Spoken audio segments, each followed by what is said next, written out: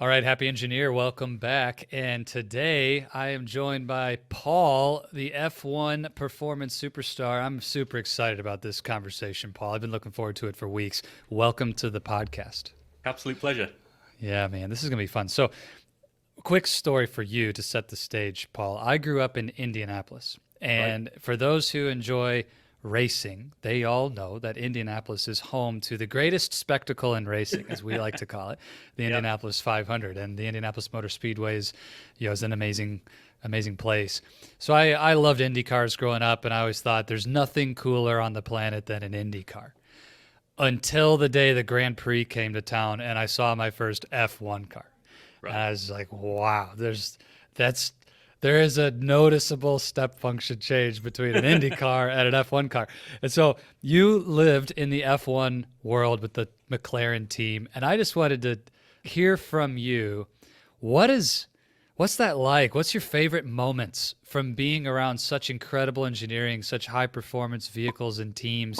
Like, is there a signature kind of experience that just to you, it's like, this is what it's like to be around F1?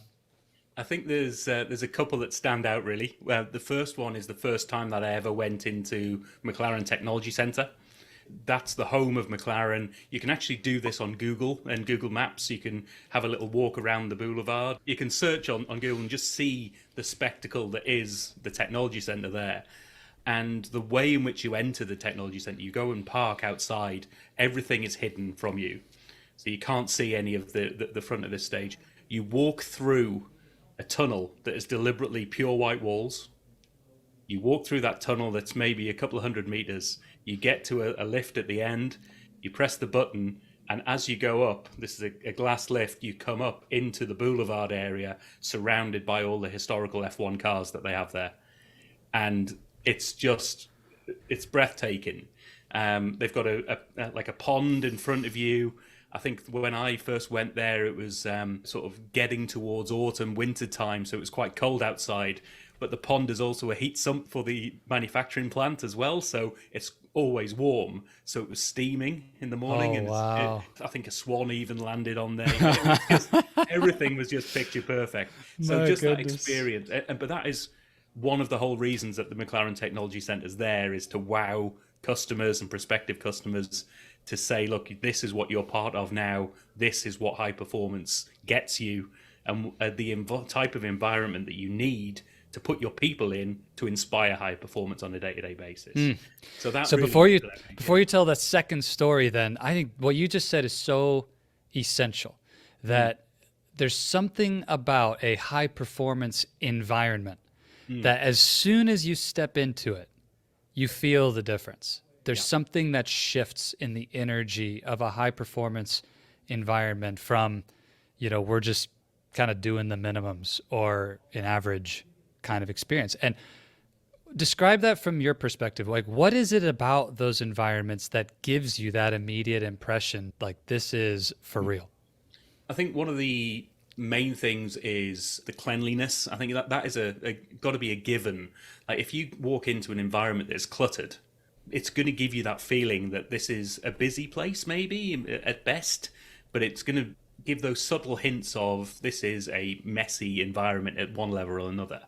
And certainly in the customer facing parts of this, no mess was allowed at any point. I joined in the days of Ron Dennis. He was just coming to the end of his tenure there, and he was renowned for, even if one of the tiles looked slightly different grey to the others, that whole thing would have to be replaced, and all the different, those little Wow. details that come into it. And it is the details that, if you start to get under the skin of it, you learn about those details and you go, oh, I didn't realize that as you stand back from the lifts, for instance, they're shaped like pistons. But when you're in there, you don't notice that. But someone's thought about that, and someone's been deliberate about that because it's part of the design and part of the feel. And I've talked about this to a few clients and a few other people as well, around, if you want your brand to portray something, if you want to be high quality, then your environment has to be high quality for your people as much as anything, but also when you've got a client coming in, and let's say you're all about sustainability. If you go in there and you've got plastic bottles everywhere, what message does that give people? Yeah, great Or you haven't example. got any recycling bins or something like that. The subtle things that say, I say this is what I'm about. This is how I'm going to demonstrate it to my people and to my clients. I love that. And what I tell the engineers I work with, Paul, and I want to hear your thoughts on this from your work you do, but it's not just for our companies and what the lab looks like at work as an Mm, engineer, but this applies in the environment I create around myself as a high performer yep. as well. And it's classic that an engineer will have an incredibly messy desk, Yes. garbage everywhere. I say garbage, papers and books and different things and parts, components, whatever you're working on, and it's all over the place. Your cubicle's a disaster. But they'll tell me, Zach, I know where everything is. Yeah. I understand the organizational scheme. Therefore, it's not a mess because I can find everything I need. And I really push back on them and say, look, let's go find the best examples of world-class top performance anywhere. And it's Mm, exactly what you described. mm, It's clean, it's polished, it's organized. At the end of every chaotic work session, everything gets put away. yeah. That sign of an organized mind is manifested in an organized environment, whether you're in the lab or you're at your desk. Would you agree with that? Definitely, and as a struggling engineer, a recovering engineer, you might call me, I've just been tidying up my desk area. We've got some friends and family coming over the weekend. What is my office is going to get turned into another bedroom for some people to sleep in. So I've been tidying up this area with some subtle hints and support from my wife, but it's but because we've moved a few screens away, we've moved some things that are usually and typically on my desk. This is a lot of a cleaner environment than I'm used to, and I already feel sharper. I feel in the moment. I feel focused more. Those things, whilst they help me in certain circumstances and help me get through some of the work, occasionally you just need to stand back, clear it all out, and just go, right, Yes. let's focus and do what's Yes. required here. Okay, I cut you off earlier. You said there were two moments that stand out to you about what it's like to be in an F1 world. What's the other? It was the first time that I went into mission control. So mission control is let's sell it in the sexy way. It's a windowless office in the middle of Woking, which is on the outskirts of London, and so it's where when the racers and the race team are out in Monaco, they might be in Dubai, might be somewhere in Australia, living it up, drinking the champagne as they always do. You've got some guys, no matter what time of day or night it is, in this windowless office in Woking. And so they've got the short end of the stick, if you will. But this is another example of an environment that is there to support performance. You can imagine like a NASA, those mission control setups where you've got rows of desks. And again, they're all neat, they're all tidy.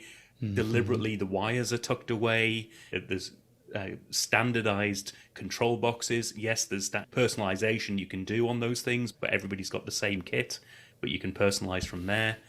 And even subtle things like when there's a red flag on the track, red floor lighting comes up.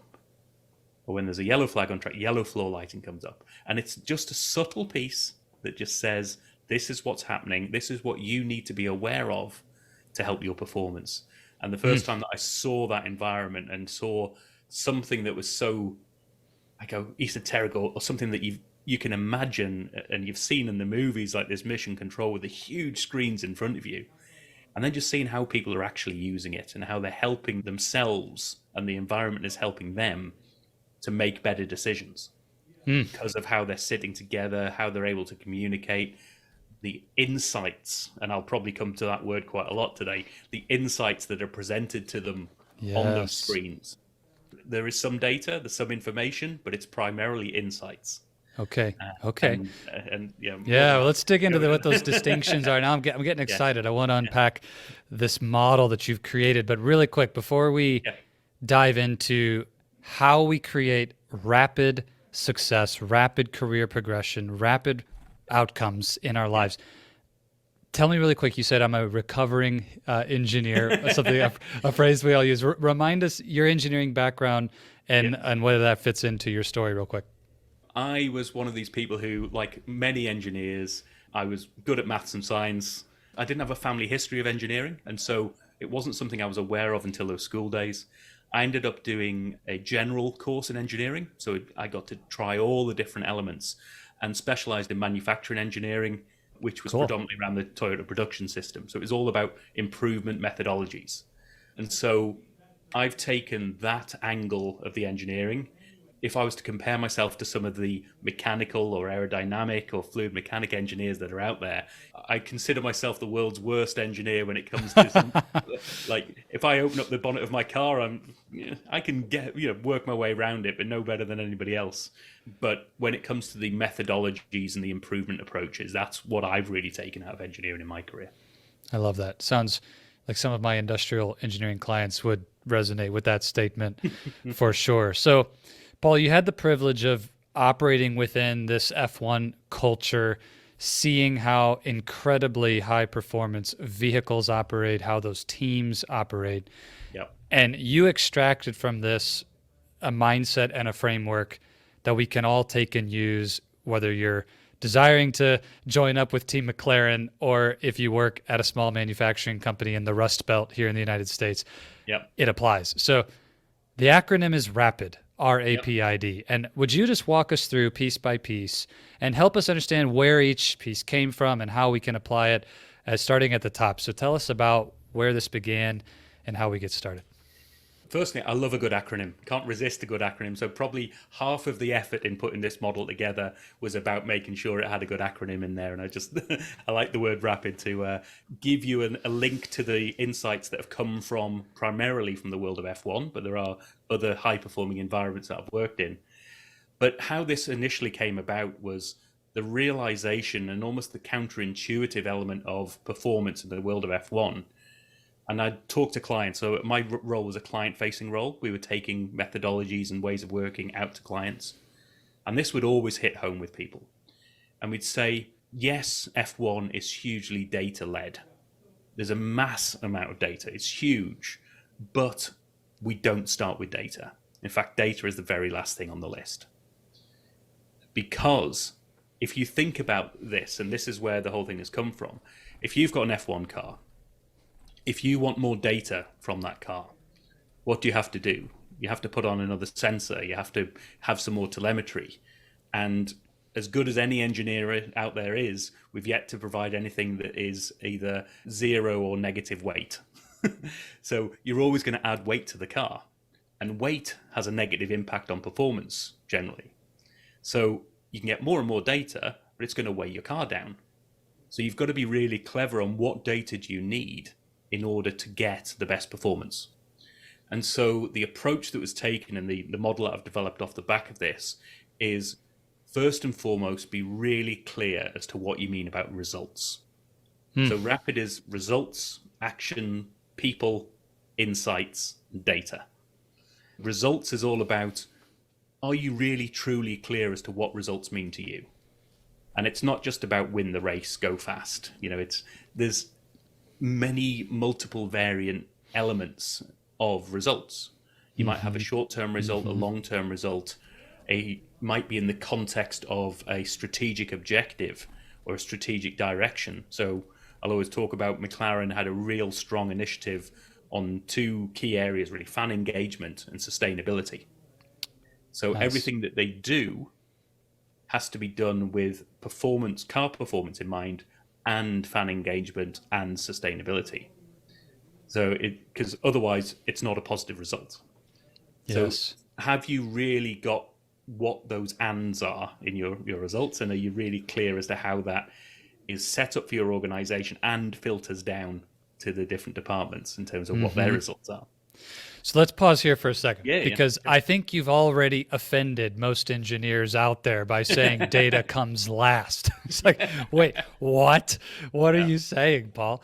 And so I'm excited to hear how these pieces fit together and how that mindset being flipped upside down, that data comes last, how that translates to high performance. But really quick, we live in a world right now, especially with AI coming on the scene with such presence and like learning, it's just changing at such a rapid pace. And data science is a field that 10 years ago we didn't even talk about, and now you can get a PhD in data science. And data, data, data, and every company's seeking to collect more and more data. And here you come on this conversation, say data comes last, focus on results first, and get that multi-layered approach. It's like, well, hold on a second. Tell me, why do you think we have such a data first culture to begin with, this obsession around data, and why it's so important to flip this? And then I want to go through the rest of the letters, but I got to stop on that for a second, because it's kind of like, well, hold on. I think you're right that we're obsessed with data. So where did that come from? Why are we such a data first? The misconception that is sort of prevalent throughout all of this is that more data leads to better performance. And so it's like, if we improve, or not necessarily more data, but improve data. So if we get a new system in, and a lot of our organizations, certainly the ones I've worked with, the people who are driving the new systems, the new data, the new reports, aren't the operational people who are making the decisions and putting the things into operation. Typically, it can be the IT department, it can be even the finance department having a big impact on this new, SAP and the big systems, all those. That's going to give us the performance we need, because that system solves all our problems for us, or it gives us all the data. And how many times, as an operational manager, I've had this where, oh, brilliant, we've got this new system and you can cut the data any way you want. Isn't this brilliant? Whatever you want. And you've got operations managers going, I've got to sort my staff out, and I've got to produce 10 ton of sausage by the end of this shift, and I've got to get all my people reports in for next week. How do I know what data I want? You're asking the wrong questions, and I think this is a critical piece of yourself. If you're saying, what data do you want? People haven't got the headspace for that. And this actually is a cumulative effect as well that leads to something that a term that I came across recently, which is infobesity, where people are struggling. Brilliant term. I love that. People are consuming more and more data to the extent that it is detrimental to their performance. I mean, you don't have to look at things like how often are you flicking through Instagram or even LinkedIn or something. It's just like, that's more and more data. That's going to be better for your performance, right? Well, not really, because it's taking up your headspace. And it's the same when you're giving people new reports, new data. That's headspace that they've got to wrap their heads around these systems. It might well be something that's really good for performance, but it's not going to switch on overnight. Yes. So, okay. Yeah. I love that perspective. Thank you. And I think it really does challenge what was probably an unintentional consequence of the democratization of data, or the cost reduction of acquiring data as computing came on the scene, and then data acquisition became easier and easier, and the systems got more and more complex, and people got rewarded for providing that data. And so I love this. What data do you want is the wrong question to ask first. So back to results. Yes. Really quick, if you were going to say, from the lens of an engineer building their career. So maybe I'm a manager. I want to advance in my career, progress to director, or make it to an executive level. What's the type of result that I might not be thinking of that's beyond just the promotion itself? I love how you mentioned it's not just winning the race. There's these other results. Is there anything, as you've coached others and worked in organizations, that you've seen, this is the kind of result that you don't want to lose sight of in the big picture as you think about those layers? I'll talk about one from my personal experience. This was when I was made redundant at a dairy company I was working for in New Zealand. My wife was 8 months pregnant at the time. I knew the redundancies were happening in the organization. It was a big surprise for me. I didn't think my role was going to be hit. And so I had the natural reaction to go home and drink a bottle of wine and drown my sorrows. But having come back, thinking about those results, and this is something I was doing before the McLaren days, one of the questions I was asking myself that I've helped others with is, how do you want to be perceived throughout this? Yes, you want to achieve that, but what do you want your perception? Do you want to be the one who climbs the ladder at all costs? Are you going to be the one who wants to be seen as the ultra ambitious person, which is fine if that's what's right for you? Or do you want to be the person who climbs up the ladder because of how they treat people, or brings people up with them? That positive result through the process, not just the result at the end. And I think that's an important question to ask yourself in any Super good. setup. Yeah. I love that. Paul, one of the things we do in our program with every engineer that we work with is an exercise around core values that's a deeper look than any of these engineers have ever had in their whole life. Like I've had clients who are near retirement age who say, I've done every personal development thing under the sun. I've never done anything like this. And when they get clarity there, and then we have the vision, which is in our language, where the results we're going after are articulated. Suddenly the question, what should I do here? How should I act in this situation, gets a whole lot easier when you know the results you want. The vision is clear across every dimension, and you know the values and how those manifest for you to say which path is the right way to approach it. So I really, really love that. So speaking of actions, results, actions. So tell us about what high performance means when you think of action. This is the level at which we're starting to think about what are the things that you have control of, the levers in your organization that you can push and pull that have an impact, or maybe some of the bigger impacts on those results that you're trying to drive. Now, the examples from the world of F1 can start to be like pit stop decisions. That's a key action. If you get that right, your performance will be improved. But also, aerodynamic design, human performance, these are all things that you can start to filter it down to say, right, if those are the results I'm after, these are the levers that I've got at my disposal. And at a general organizational level, I worked with a public sector company last year on recruitment and their recruitment processes. And we were talking about the actions of policy and governance. The lever is available to you in your organization to change your policy. Yes. It might be you're struggling to get the right people in the right positions because your remuneration policy stops you from getting the best talent. Change the policy. Change the policy. So many people get stuck in that, well, we can't do anything, it's the company policy. And it's particularly as you go up in the organization, you've got influence on that. You can do something, even if it's to keep knocking on the door and say, and make it people aware and make your leadership team aware that we're not getting this performance that could be getting us hundreds of thousands, millions, whatever it is for the organization, because you won't fork out another 10 grand on the best people that are out there. Are you happy with that decision? So thinking about those actions that you've got at your disposal to do something about the results that you're trying to drive. And that's the delving into that next level. The thing I love about results then actions is it's so almost obvious that actions create results. And yet I am absolutely guilty as an engineer myself, and I could definitely see my clients raising their hands that they're guilty too, that we get stuck in our heads thinking about results and planning and masterminding and just getting stuck in this amazing IQ that makes us so good at our jobs. And a lot of times we don't get to the level of action as quickly as we need to truly be a high performance organization. What would you give someone as advice or coaching if they struggle to identify clearly what actions move the needle and then to get into action, to actually stop thinking and go do it? What would you say to them? There are various things you can do. One of the most powerful I often find is just a change of perspective. And you get people to think about, let's say I'm coming to you with this kind of problem. Now, what would you tell me? When you've seen somebody doing this really well, what are the sorts of things that they do? Oh, they network really well. They're really decisive in meetings. They bring these things together. This is what they do.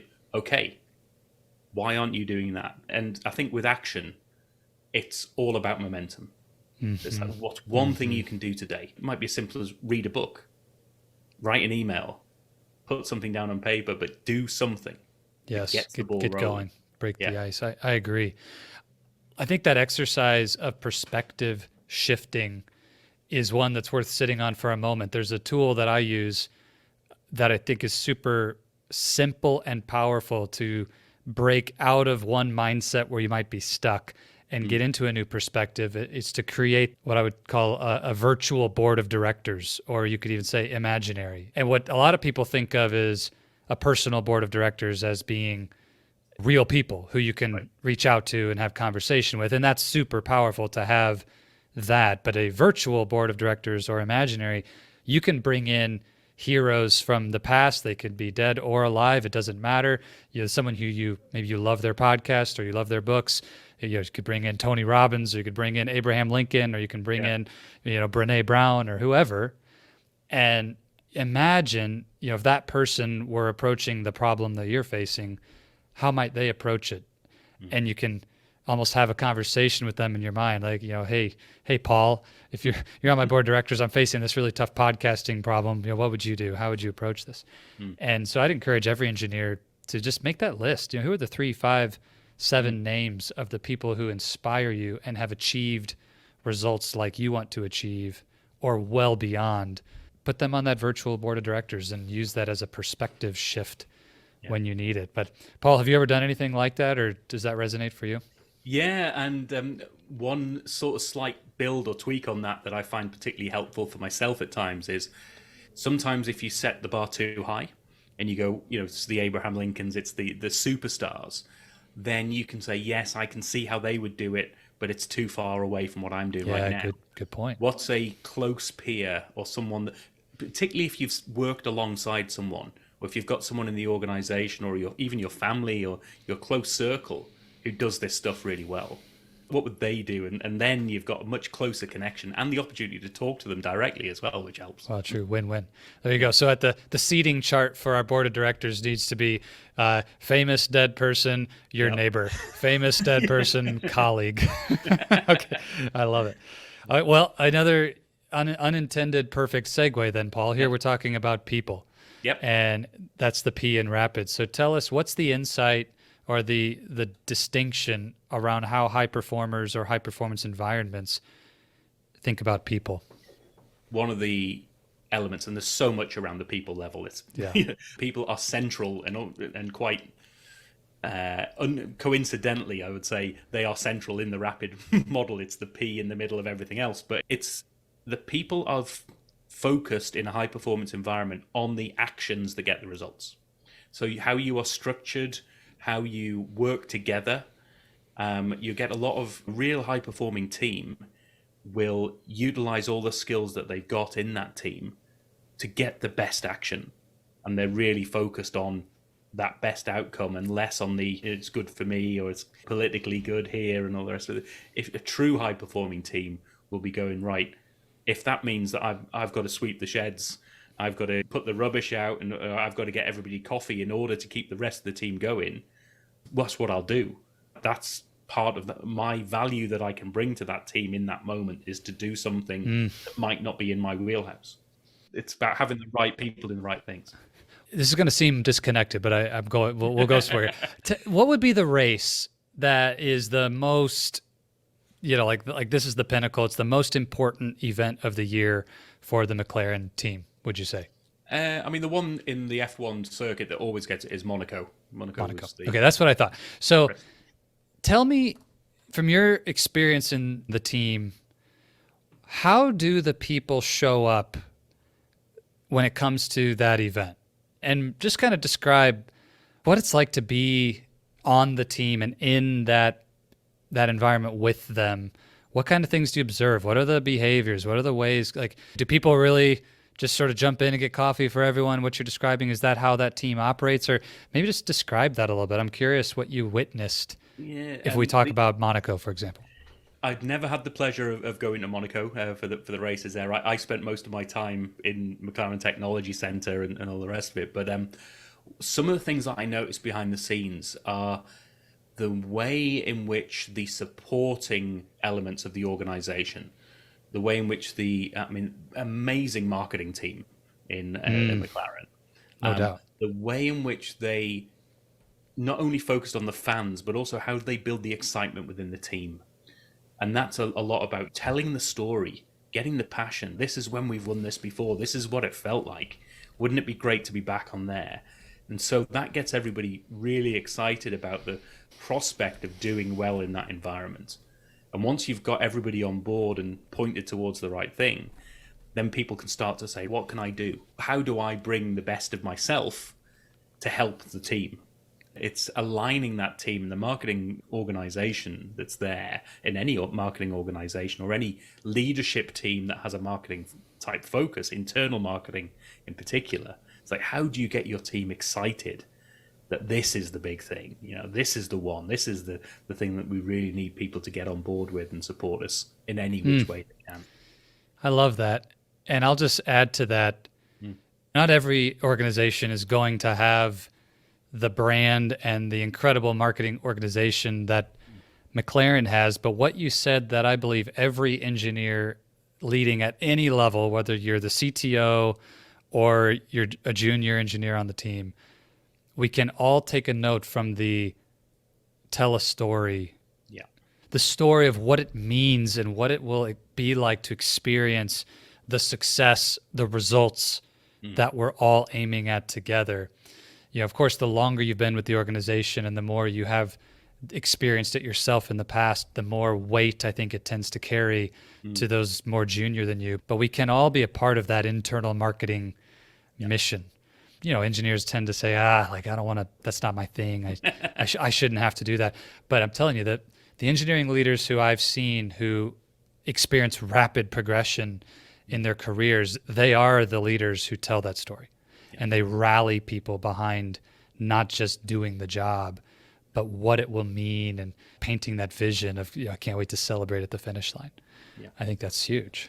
I'll give you an example of that from the engineering world that I was in, which is the dairy company over in New Zealand. So Fonterra, huge dairy organization, produces milk powders predominantly and ships them around the world, and lots of other products that go along with that. And it's so easy in the operational, in the engineering and the mechanical manufacturing operation of that to get focused on, like, how are we going to make powder better? What are our yields? What are our efficiencies? How do we do that? Yes. Some of the great engineering managers and leaders that I saw in that organization would take people aside, or they just tell a story or bring people and say, what you're doing right there, you know, that goes to milk powders that go into baby formula. By the way, Zach, I know you or your family have just had a kid.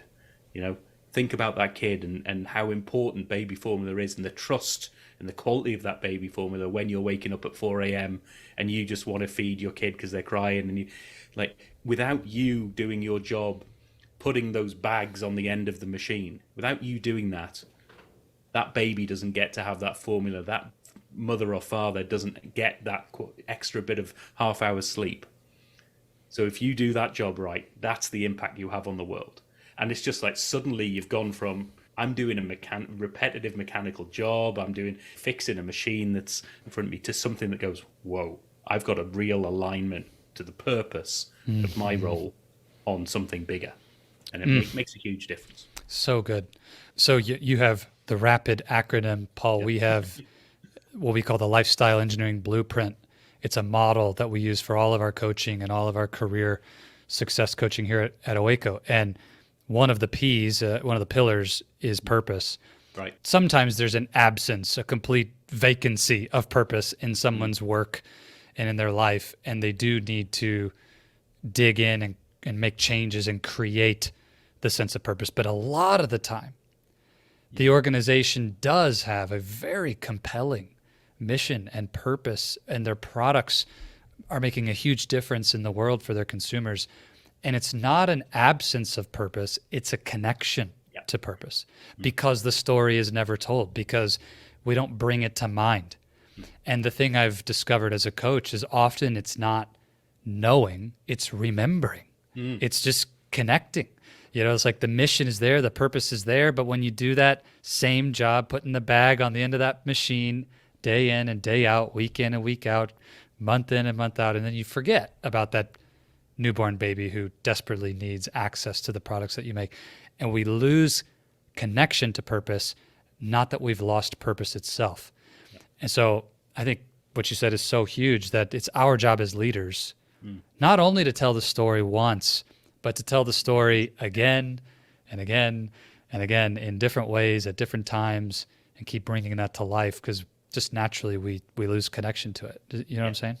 Definitely. And just on the final point from me on this is that as an engineering leader, it's not altruistic. This is about, you could be focusing on the technology. You can be going, right, we're going to invest more in these machines that are going to give us another 5%, 2% improvement on our efficiencies, for instance. Well, if you tell that story and you connect all your people to that story, firstly, it's free. It's easy, and that will drive levels of performance from your people that will generally outshine anything that you'll get in terms of investing in that new technology. You might still need to do that, but it's like you're putting, or you're leaving so much value on the table by not having those stories. It's just another string to your bow and something in your arsenal as 100%. an engineering leader. Yeah, 100%. And the comment that it's free is important, because the fact is you're going to get more in terms of performance from doing this than from paying someone more money. Take us further. After people, what's next?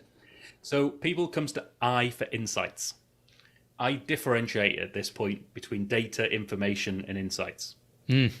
So generally, I'm a man of simple things. I view data as the what. It's the facts and figures that describe a situation. Information is the sort of so what level. You're adding context. You might be trending that information. You might be presenting reports. This is what it means in our organization. Insights support the decision. Insights present the data and the information in a way that supports a decision being made. And all too often we are spending, and particularly when we go back to this, what are we spending our money on for the new data and more data and more information? It's for more additional reports or additional data to do something else with. Well, people don't like data. People have to consume and translate and understand all that data. If you give people an insight, they can make a decision. In the world of F1, for instance, one of the great ways of visualizing insights that they've got there is at any point in a race, they track where people are on the racetrack. So you can see on the wall on a map of the track itself, right, there are our drivers and there are the competition. This is the gap between my car and the car in front, or whatever it might be. The issue that you've got there is that the physical distance between two cars can be very different on a straight and on a tight corner. But the actual gap in time would be the same. So what they were doing, they would translate that physical map of the track to a temporal view. And it actually turns out to be just a circle. The great thing about this is you can use the circle for any given track. And you can then, the space between two dots or two cars on that circle is always going to be the same no matter where you are on the track. Yes. And Brilliant. so that is translating the data into something that is insightful. If you then go into predictive analytics and do all the great stuff that comes along with that, you can then predict, if I was to pit now, where would I come out? So that is another insight that says, pit now and you'll come out in the middle of traffic, or pit in a couple of laps time and you'll come out into clean air. What do you want to do? It doesn't make the decision, but it gives you the insight to go, right, let's wrap our intelligence around this and go, that's what we want to do. We want to take that route rather than that. So good. So good. And just the importance of data visualization to lend itself to insights. I know that's an entire discipline on its own. And, shout out to the engineers at Tableau and places who focus on this primarily. But I love that example with you taking something that I'm trying to interpret what physical distance on a map means, not to mention the fact that, I'm taking a scaled replica, on the wall and trying to understand time gaps there and just saying, no, remove the geometry and put it into a way that gives me exactly what I need, that time gap. That's an awesome example. So insights are not information, are not data. Make that distinction. And what we need to focus on in a high performance environment is creating the insights. Paul, I'm curious, is this something that for you is typically automated, like once you've done it a single time, you can rinse and repeat and create that again and again? Or are insights something you need to keep coming back to and really be careful about assuming that just because that was the right insight or the right way to present it last time, it's going to work again? You've always got to question it. If you are really clear on the actions side, and this is where the whole thing starts to align, if you're clear on the people are making decisions, they're the ones who are making, that's the decision layer on which actions to take and what action to put into practice so that we can drive performance. And so the insights that you're looking for are, what are the insights that help people make the best decisions as to which action to take? And so you can start to align these things well. And on that basis, typically once you've got it right, there's going to be an element of repeat on that front. But getting it right in the first place is an iterative process. I'm working with an organization at the moment, and we're looking at insights around their quality reporting. Instead of saying we've had this number of complaints and this number of internal audit findings and things like that, how do we translate that into insights? It might be around the turnaround time of our actions, sort of root cause analysis activity or our investigations. So it's like the insight is that our people are slow at getting to root cause and therefore putting us at risk to repeating these actions and costing us more and more money. That then highlights the fact that we need to build that capability. We need to bring in new systems and new processes that help people to do that in an efficient way. So it's thinking about what that insight means to you at the moment, and that might change. The priorities might change over time as well. So you've constantly got to be questioning that as a leader. Yep. And so then to land the plane here, it's like, rather than saying from the beginning, what data do I want, or what data do I have, and what insights could I glean from it? We're starting at the top, getting clear on our results, what actions move the lever, who's making those decisions, what insights do we need to make great decisions, and then finally come in and say, well, do we have the capability to collect the right data to make that insight happen? There's a critical question here as well, which can help you, which is, what's the smallest data set I need to drive those insights? Say it again, Paul. Every engineer needs to hear it. Every engineer needs to hear it. So what's that smallest data set that you need to drive the insights that your people need?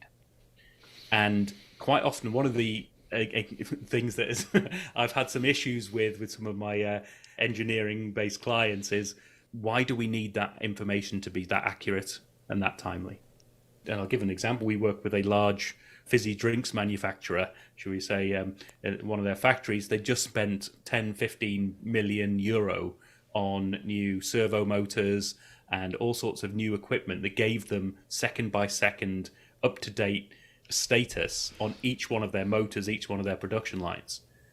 And they didn't know what to do with it. I'm saying, well, the decisions that you're making are in the, at best, 15 to 20 minutes to half hour, maybe even once an hour, maybe. So why do you need that data at that level? Did you ask that question in the first place? Oh no, we just thought more data is going to be better. Well, more, faster, better. Let's go. Once you've gotten the performance out of the smaller data set, you can start to say, right, how do we get more and more? How do we make it better? How do we improve? But it's not the place to start. It's classic Pareto. You can get 80% of the performance by 20% of the data. Easy. Super important reminder. And it comes back to what we said 20 minutes ago, that just because it may seem like data is cheap, does not mean that you want to collect 10 times what's required to get the insight. I think there's a lot of hidden costs to massive data sets that aren't necessarily seen on the surface. So it's a really good reminder. And maybe the question too, just I'm learning as we go here from your framework, it's really powerful. It's like, okay, I could get the data by the second or the millisecond and get to this higher level of resolution, but will it change the insight in a way that's powerful and helpful to make better decisions, or not? If not, then what's the point? So good. Paul, I know everybody's going to want to take this, think about how do I actually apply it into not just what I do as an engineer, like the environments we're performing in, but also putting it into our own life, accelerating our career progression, experiencing rapid outcomes there. So where can the happy engineer go out and find more about you, your work, and get support if they need it in this area? So there's two places. One, I do a bit of podcasting myself. So I've got a podcast called the Helping People Perform podcast. It's got two parts. I interview great guests who help others perform at their best. So you'll get to connect with some other great people, much like you do on your great show here, Zach. But I also do a segment on a weekly basis called Helping You Perform, where I talk to camera and I give more of these detailed insights. I go into more detail on each of the elements of Rapid, some other little frameworks that I've used, some approaches and thoughts around data and simulation and automation, all sorts of different topics that I'll talk about. So check that out and you'll find out more there. The other thing is to go to my website. If you go to paulteasdale.co.uk, I've got the Rapid Performance Framework on there. If people want to work through that and apply it to themselves, there is an online course on there, the basic version of which you can just get the materials and get the videos and just work through at your own pace. And you can add on different modules for coaching where I'll come and support you in different ways. But there is another element to the Rapid on that website as well, which is about rapid career development, which is purely about applying Rapid and that framework in the career development world as well. So if you want to, there are just some videos on there to watch, go through that, and just contact me through LinkedIn or through the website with any questions or follow-up. I'd love to hear how people are getting on or what their opportunities and challenges are. Brilliant. So, Happy Engineer, we will put the links to Paul's website, to the Helping People Perform podcast in the show notes, or you can pause the episode right now, just jump over wherever you're listening to this episode and give Paul a follow on his show. And I checked out the free content on the career progression through the Rapid framework on your website before this, Paul, and there's some great nuggets there. So I do encourage everybody to go check that out. Paul, this has been amazing. And you know, as a coach now, and you've seen it and lived it in an F1 high performance environment with the McLaren team, just the importance of asking the right questions if we want to get the right answers, because questions lead, the answers follow. And that came up so much in this framework and in the work you do. So what would be the question that you would lead the happy engineer with coming out of our chat today? Am I providing data and information, or am I providing insights? The thing that gets the most bang for your buck and the best leverage is focusing on that insight level, because that's where you can add huge amounts of value. You can leverage not only your performance, but you can leverage your persona, the person who provides insights, and you can accelerate your career off the back of that. So ask yourself, am I doing everything I can to provide people with insights? Am I providing data, or am I providing insights? Go create and provide insights. Paul, this is tremendous. Thank you so much for your generosity today, sharing so much wisdom for free with us. I mean, what an awesome opportunity and the gift of those extra resources. So thank you so much for being here. We'll have to do it again sometime. This was great. Yeah, loved it. And thanks for the opportunity.